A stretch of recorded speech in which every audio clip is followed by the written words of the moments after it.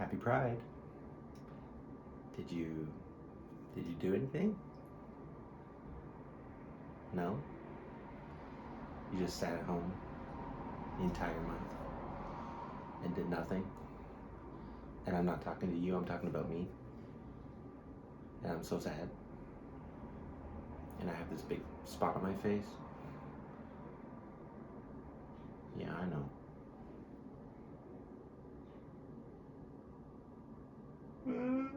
Thank you so much for checking back in with me.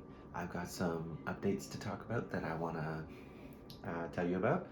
I'm really excited about what's coming up in this year, but I will admit this month did not have the most going on for me.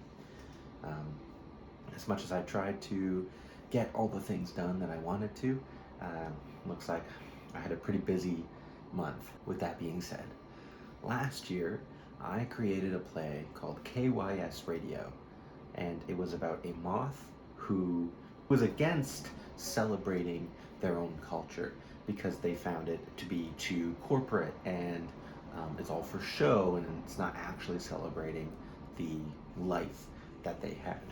And this person also hosts a radio show, and I think there's a lot of fun gimmicks that we can play with there about how this works. So this month I decided to take that work and try to build it up and improve it and write the rest of it, of course. But I'll admit I didn't get very far. My initial script for that play from last year had only a little bit there. I think it was like less than one complete scene. So I wrote the rest of that scene, and then I wrote a second scene.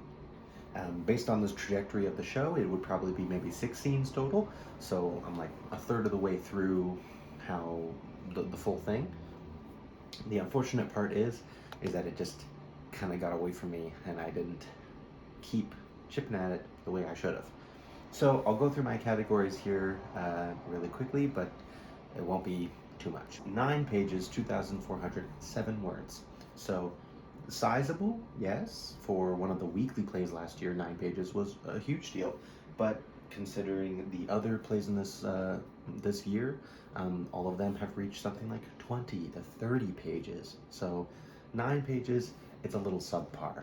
But it is also the summer months, and I think my line of work, the sort of gig and contract work that I do, is much more busy in the summer than it is in the winter. So I think that's actually to be expected a little bit, is that the way that I conduct my life and my affairs, that when it's June, I have a lot of jobs that I have to do, and they keep me away from the writing. So I'm not trying to blame myself. I'm also trying not to let myself get off scot-free, of course. There is that balance there of like, well, I had a lot of things to do, but I probably could have held myself a little more accountable to do this. So I think the themes of this one are about culture, pride, and cynicism. I thought it was a good pick to do for June because the subject of this show is about the Moth Appreciation Day, and our main character kind of has some qualms with it.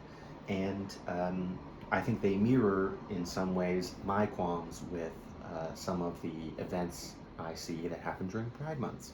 So I think it's a nice pairing to do these at the same time. It's like I'm kind of seeing all this around me when I'm going out and about, and then I can come home and write this script that is tertiary, it's adjacent. 3 days is how much I spent working on this. That's accumulated time, of course. Tried to do whenever I could. I tried to take a moment and do it, but I get away from myself a little bit sometimes.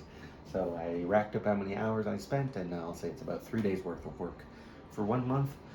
I'm not too proud of that, I gotta say. Not applicable for prep and planning. It's not really based on anything real, so it doesn't have to have prep work involved. I probably should have outlined maybe my plan a little better before going into it, but it was already partially written, so I wanted to just jump in and get the rest of it done.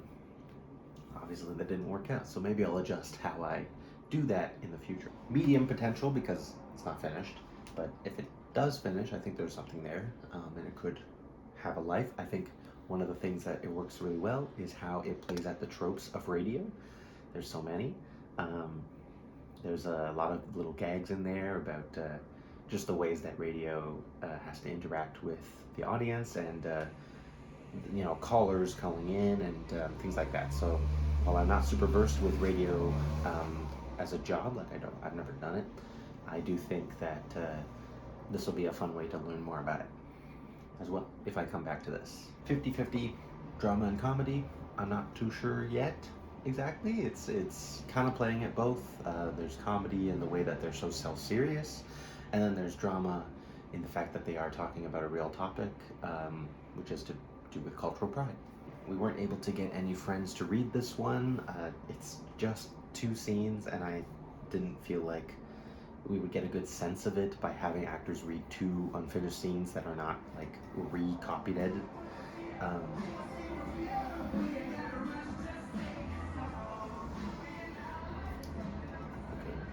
I don't think it's fair to the actors to hand them an unfinished product and expect them to find character in there, because the through line isn't there yet. There's no end point.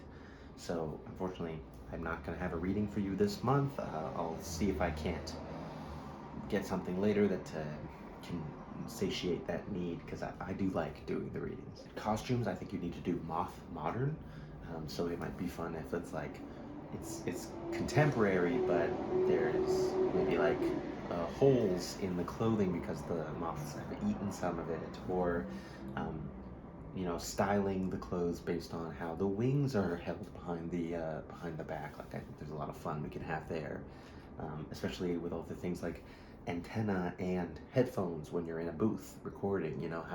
Can we maybe incorporate those into one thing? I think there's some fun to be had. My favorite line is, "Don't fly towards the light, because it's probably a zapper. And guess what? You're gonna get zapped." Typical cynicism style dialogue from this character, Aussie, but I do also think part of the fun is that they're also fully into the gimmick of how a radio speaker talks. So while it's a good line by itself, maybe, it's made better by the fact that it's surrounded by this aesthetic. My favorite character is Bud, the operator. Pretty cool guy. I think he's just emblematic of some of these types of people I've worked with in industry, that they're so professional, but they're also really fun, and they toe that line really well. So I wanted to rate Bud in the same way. And overall rating, I gave it a 4, because it needs so much more in order to be something interesting and something cool. And then the other thing to mention is that from last year, the average of June was really good. Part of it was that there's 5 weeks last year in June, so I did 5 weekly plays last year. But the average was 5.4 pages per week and 1,467 words. That is crazy. So, thinking of that in terms of 5 weeks per month, if I wrote 9 pages, like 2 of which were already written, probably more than that, maybe like 3 or 4 pages were already written. And last year in June, I managed to do like 30 pages that month. This feels really disappointing in a little bit. There's definitely a part of it that's like, I really could have done better. Maybe I hadn't applied myself the way I should have. Well, I am kind of a little disappointed in myself for not reaching the same standards that I had last year. I think one of the benefits last year was that I had a job over the summer that started at the end of June, so I had a lot of free time at the beginning of June to do stuff. And this year, one of the reasons that I'm quite busy this month is that we are creating a workshop for a play from this list. I have staged and rehearsed for, and I'm about to be premiering Rat Play, which is really exciting. So I've been busy doing that. We've been having rehearsals, we've been building props and set, and I have to make a projection design and lighting design, and we're gonna put it up in a few weeks. And so by the end of my July video, I might be able to show you a little bit of what it looks like. So that's something exciting. If I didn't be able to give you a lot of content this month. I think next month I'm going to have a lot of stuff for you. So that is what I was doing. That's why I didn't have a whole lot of time to focus on this other play. And in general, I actually kind of like that idea that if I have something that is closer to fruition, that is closer to stage, I am going to put more of my time and energy and effort towards that. This challenge is just that. It's a challenge. And I don't actually want to put a lot of pressure on myself to have to do it the way it feels like I have to do it. Instead, I want to find the ways that it can ebb and flow in and out of my workflow and contribute to it and keep myself accountable to it, but know when it's allowed to slip to the backside while I have something more important to do. So that was the case this month. I'm not going to try to let that happen again, because I do think it's a bit of a cop-out to be like, well, that's just how it works. But come on, like, if you challenge yourself to do something, the point is to try to do it. So I am going to keep trying to do these challenges. And the last thing I need to mention is about the song. So as you know, in this challenge, I try to make a play and then a companion piece that is a piece of music to go along with it.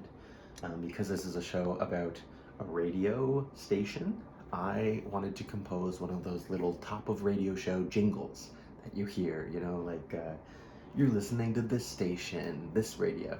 So I'll say it's pretty scrappy. I'm still figuring out FL Studio. It's quite a complicated beastie, and I'm sure I'll learn it eventually, but it gives me a lot of trouble, especially compared to the way I'm used to doing things with MIDI controllers. FL Studio just doesn't have the same MIDI input that I'm expecting. So it took me a long time to figure out how to get those to even work in the settings, and now that I finally have them working, I was really only able to scrounge up this little jingle. So while I did do a lot of work trying to create my music this month, most of it went to fiddling around with controls and settings until I could figure things out, and then trying like instrument tracks and things like that. So you're about to hear the jingle. I hope you like it, but do keep in mind that it's it's really scrappy and it's not going to be very flushed out. I imagine if I had maybe a quartet of singers, we could make the arrangement sound a lot nicer than the way that my voice stacks on top of itself in the in the version you're about to hear. So thank you so much for listening to me yap for a little bit about this project that I'm doing. I hope you had a good Pride Month. I hope you're gearing up for a good Disability Pride Month. That's something that I'm also very passionate about. So big fun to come in July. Stay cool and hydrated out there. Oh my God, it feels like we're going through a collective world heat wave right now. I'm in Canada, which is usually pretty cool, but in the summer it gets awful. It's so humid and it's sweaty and sticky all the time. You can tell just based on looking at me that I'm not coping with that well at all. So stay safe out there, and here's the jingle. Don't leave this mortal call just yet. It's KYS Radio. Bye.